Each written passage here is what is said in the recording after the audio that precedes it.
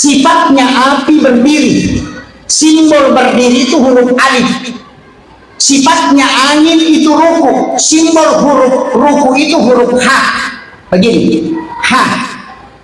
Kemudian sujud itu simbol tanah. Sifatnya adalah tanah, simbolnya adalah huruf dal. Duduk adalah huruf mim.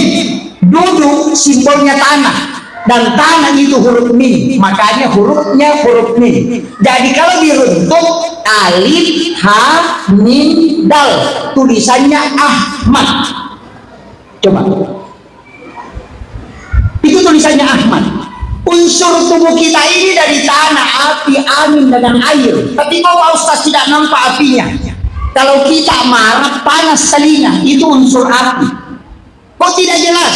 Sama dengan ibu-ibu mengambil mentega, baru ambil terigu, ambil telur, ambil gula pasir, gabungkan, baru blender, insya Allah jadi roti. Hilang gula pasirnya.